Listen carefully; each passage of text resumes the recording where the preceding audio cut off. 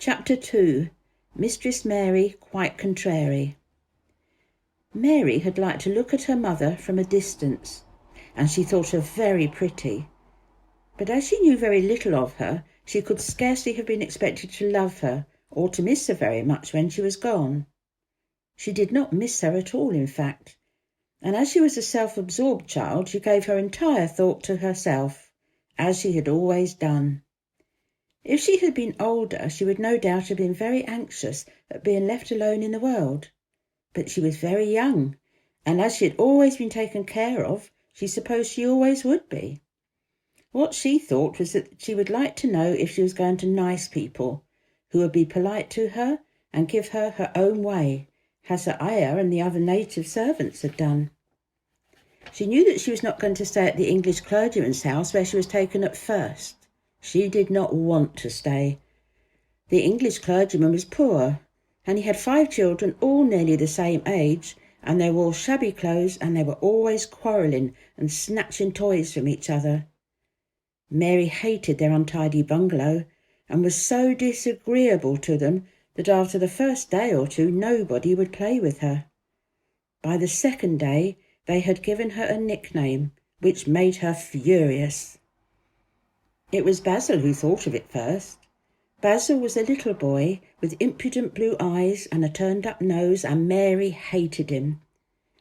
She was playing by herself under a tree, just as she had been playing the day the cholera broke out. She was making heaps of earth and plants for a garden, and Basil came and stood near to watch her. Presently he got rather interested and suddenly made a suggestion. "Why don't you put a heap of stones there and pretend it's a rockery?" he said. "There, in the middle." And he leaned over to point. "Go away," cried Mary. "I don't want boys. Go away."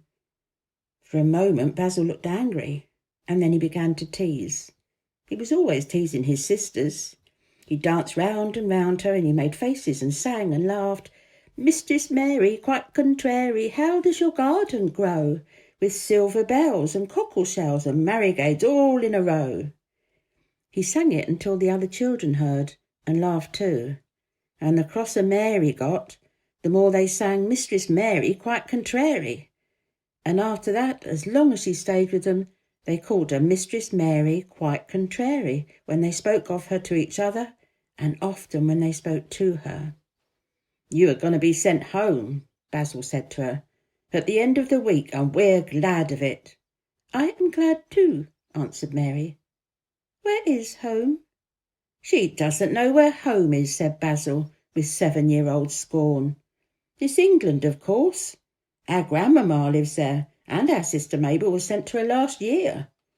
You're not going to your grandmamma. You have none. You are going to your uncle. His name is Mr. Archibald Craven." "I don't know anything about him," snapped Mary. "I know you don't," Basil answered. "You don't know anything. Girls never do. I heard Father and Mother talking about him. He lives in a great, big, desolate old house in the country, and no one goes near him. He's so cross he won't let them, and they wouldn't come if he would let them. He's a hunchback, and he's horrid." "I don't believe you," said Mary, and turned her back and stuck her finger in her ears because she would not listen any more. But she thought over it a great deal afterward, and when Mrs. Crawford told her that night that she was going to sail away to England in a few days, and going to her uncle, Mr. Archibald Craven, who lived at Misselthwaite Manor, she looked so stony and stubbornly uninterested that they did not know what to think about her. They tried to be kind to her, but she only turned her face away when Mrs. Crawford attempted to kiss her, and held herself stiffly when Mr. Crawford patted her shoulder. "She's such a plain child," Mrs. Crawford said pityingly afterward, "and her mother was such a pretty creature. She had a very pretty manner too, and Mary has the most unattractive ways I ever saw in a child. The children call her Mistress Mary quite contrary, and though it's naughty of them, one can't help understanding it. Perhaps if her mother had carried her pretty face and her pretty manners oftener into the nursery, Mary might have learned some pretty ways too. It's very sad, now the poor beautiful thing is gone, to remember that many people never even knew that she had a child at all." "I believe she scarcely ever looked at her," sighed Mrs. Crawford. "When her heir was dead, there was no one to give a thought to the little thing. Think of the servants running away and leaving her all alone in that deserted bungalow. Colonel McGrew said he nearly jumped out of his skin when he opened the door and found her standing by herself in the middle of the room." Mary made the long voyage to England under the care of an officer's wife, who was taking her children to leave them in a boarding school. She was very much absorbed in her own little boy and girl, and was rather glad to hand the child over to the woman that Mr. Archibald Craven sent to meet her in London. The woman was his housekeeper at Misselthwaite Manor, and her name was Mrs. Medlock. She was a stout woman with very red cheeks and sharp black eyes. She wore a very purple dress, a black silk mantle with jet fringes on it, and a black bonnet with purple velvet flowers which stuck up and trembled when she moved her head. Mary did not like her at all, but as she very seldom liked people, there was nothing remarkable in that. Besides which, it was very evident that Mrs. Medlock did not think much of her. "My word, she's a plain little piece of goods," she said, "and we'd heard that her mother was a beauty. She hasn't handed much of it down, has she, ma'am?" "Perhaps she will improve as she grows older," the officer's wife said good-naturedly. "If she were not so sallow and had a nicer expression, her features are rather good. Children alter so much." "She'd have to alter a good deal," answered Mrs. Medlock, "and there's nothing likely to improve children at Misselthwaite, if you ask me." They thought Mary was not listening because she was standing a little apart from them at the window of the private hotel they had gone to. She was watching the passing buses and cabs and people, but she had heard quite well and was made very curious about her uncle and the place he lived in. What sort of a place was it, and what would he be like? What was a hunchback? She had never seen one. Perhaps there were none in India. Since she had been living in other people's houses and had had no heir, she had begun to feel lonely and to think queer thoughts which were new to her. She had begun to wonder why she had never seemed to belong to anyone, even when father and mother had been alive. Other children seemed to belong to their fathers and mothers, but she had never seemed to really be anyone's little girl.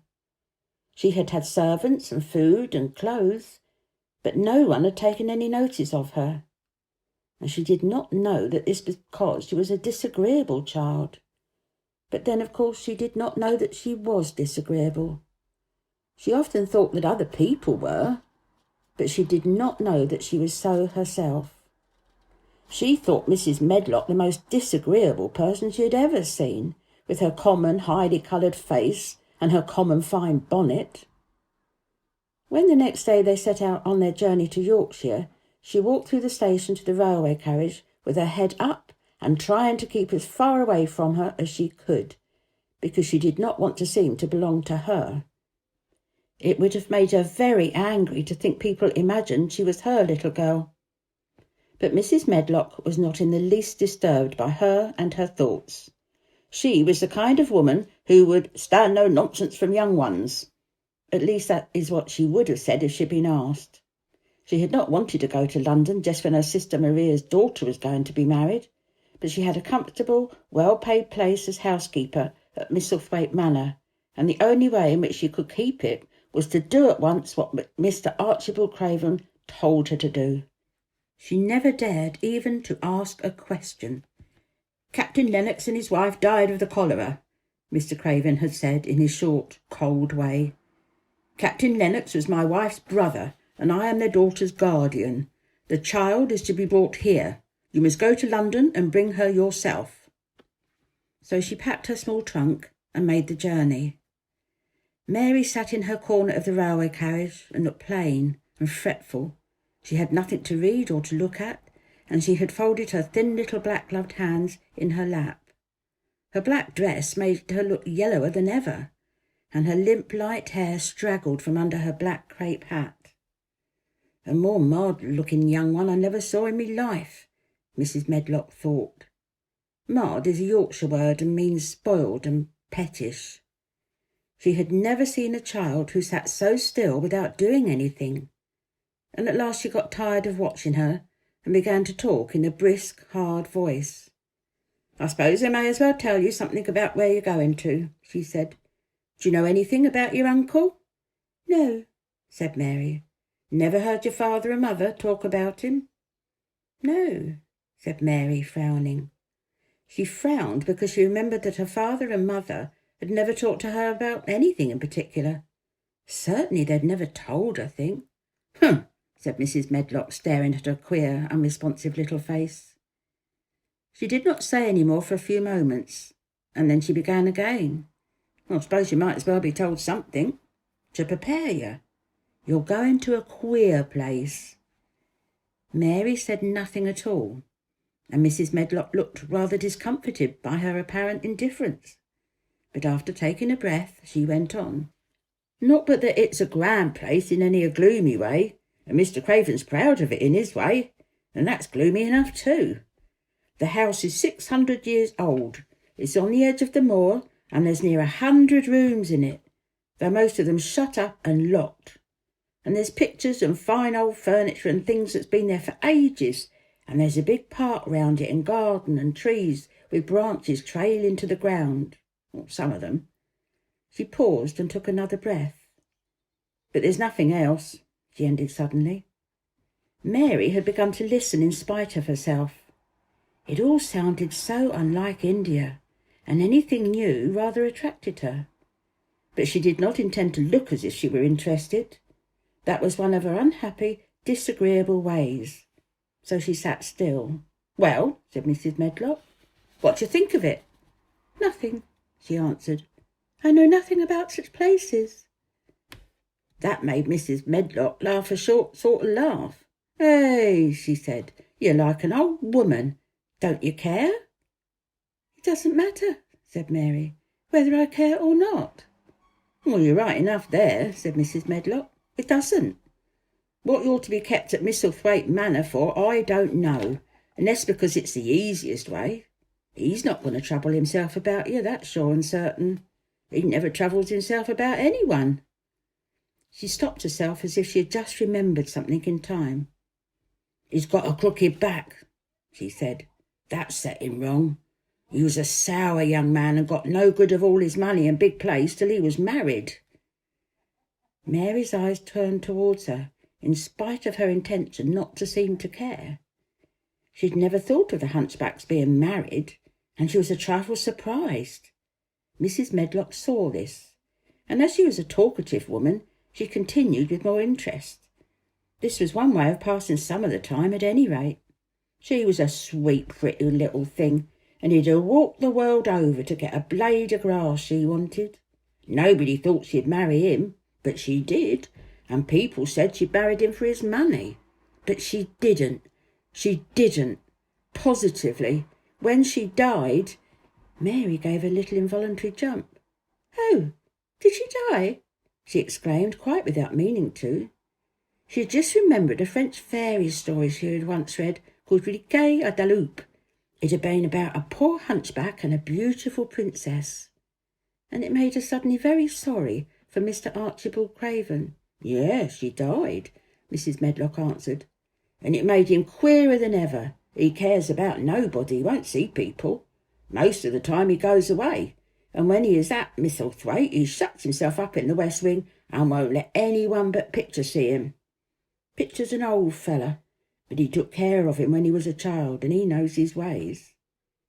It sounded like something in a book, and it did not make Mary feel cheerful.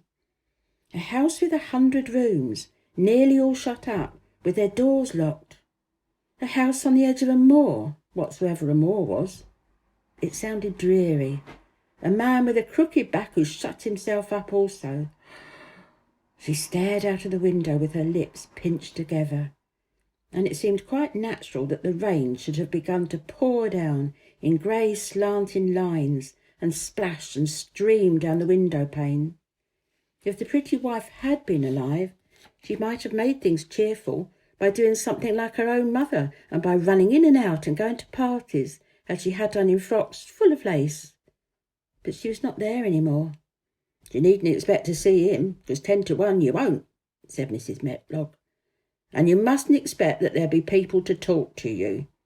You'll have to play about, look after yourself. You'll be told what rooms you can go into and what rooms you're to keep out of. There's gardens enough. But when you're in the house, don't go wandering and poking about. Mr. Craven won't have it." "I shall not want to go poking about," said sour little Mary.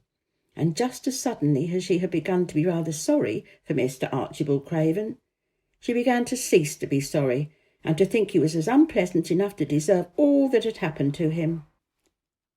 She turned her face towards the streaming panes of the window of the railway carriage, and gazed out at the grey rainstorm, which looked as if it would go on for ever and ever. She watched it so long and so steadily that the greyness grew heavier and heavier before her eyes, and she fell asleep.